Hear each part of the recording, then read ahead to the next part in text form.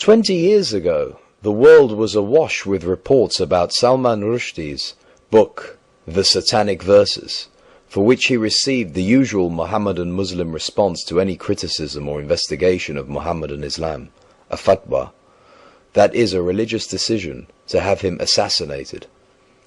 Was there and is there a record of these verses in Mohammedan Islam? Mohammedan Islam, basing its monotheism on that of the Israelites and their Torah, strongly opposes idolatry, polytheism, and associating anything or anyone with God. This contrasts sharply with the contention by Muhammad's Arab contemporaries who believe that Allah had associates. Some of these associates are mentioned in the Quran.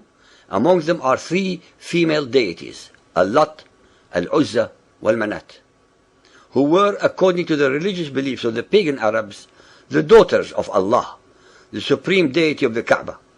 Each had a shrine in separate places not far from Mecca in Arabia, where Muhammad was born and began his mission. Although the Quran in its present form obviously rejects these deities, Muslim history asserts otherwise. The Islamic records assert that Muhammad actually spoke Satan's words as if they were the words of Allah. This event is documented by several early Muhammadan scholars and is referenced in the Hadith and the Quran.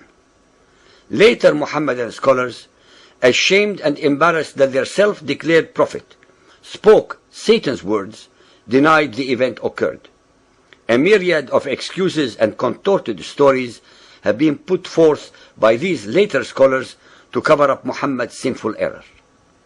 It must be very clearly pointed out that the Satanic Verses event is not something made up by non-Muslims. The event is recorded by the earliest Islamic sources available reporting on Muhammad's life. No one should think that it is a story made up by people who are critical of Islam. It is an episode directly found in the early Islamic records. This subject is one of the most controversial in Muhammadan Islam because allegedly Satan was able to deceive Muhammad and thus insinuate himself in the Quran by causing Muhammad to recite his words as if they were Allah's words. Muhammadans always use the mantra, bring forth the proof. Well, the proof is as follows. This event is actually documented by the four early biographical writers of Muhammad's life. Ibn Ishaq's Sirat Rasulullah, Al-Waqidi, Ibn Sa'ad's Kitab al-Tabaqat al-Kabir, and Tabari's History. The Hadith and Quran also contain direct references. Additionally, several other Islamic scholars on Hadith, called traditions, support the event's occurrence, such as Ibn Abi Hatim, Ibn al-Munzir, Ibn Marduya, Musa ibn Uqba, and Abu Ma'shar. It is all the more strange that Ibn Hajar, a recognized authority on traditions, insists on the truth of this report and says, as we have mentioned above, three of its chain of narrators satisfy the conditions requisite for an authentic report. Because of time constraints, we shall explore Al-Tabari's version of the events, and those who need more detail should go to our definitions section in our website.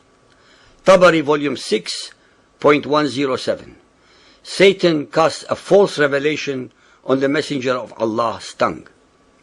The Messenger of Allah was eager for the welfare of his people and wished to effect a reconciliation with them in whatever ways he could. He longed in his soul that something would come to him from Allah which would reconcile him with his tribe. With his love for his tribe and his eagerness for their welfare, it would have delighted him if some of the difficulties which they made for him could have been smoothed out. And he debated with himself and fervently desired such an outcome. Then Allah revealed, chapter 53, verse 19, have ye thought upon Al-Lat and Al-Uzza, and Manat the third the other? At this very moment, Satan allegedly cast on his tongue, because of his inner debates and what he desired to bring to his people, the words, these are the exalted Gharaniq, whose intercession is to be hoped for. When the Quraysh heard this, they rejoiced and were happy and delighted at the way in which he spoke of their gods, and they listened to him, while the Muslims, having complete trust in their Prophet in respect of the messages which he brought from Allah, did not suspect him of error, illusion, or mistake.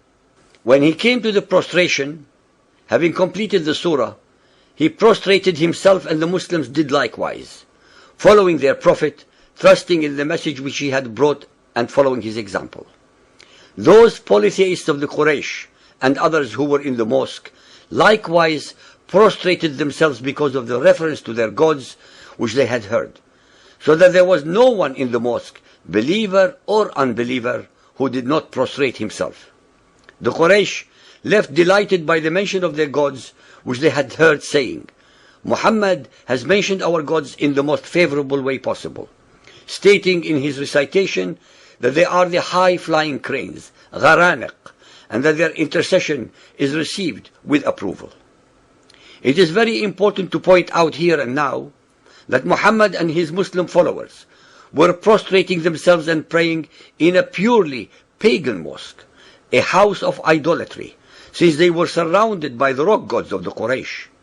Muhammad should not have done so at all, as an alleged monotheist. This only shows that he was always willing to compromise his beliefs until such time as he could overcome or destroy all those who did not believe as he did, as in fact he eventually achieved. Then Gabriel came to the Messenger of Allah and said, Muhammad, what have you done? You have recited to the people that which I did not bring to you from Allah, and you have said that which was not said to you. Then the Messenger of Allah was much grieved and feared Allah greatly.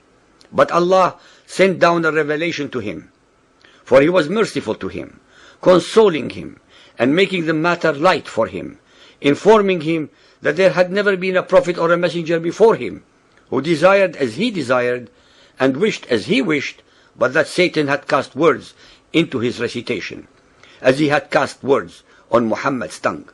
Then Allah cancelled what Satan had thus cast, and established his verses by telling him that he was like other prophets and messengers, and replaced the offending satanic verses with, What, for you the male sex and for him the female? Behold, such would be indeed a division most unfair. The question that any inquisitive mind will ask is, how many other verses in the Quran were actually revealed to Muhammad by Satan and not Gabriel?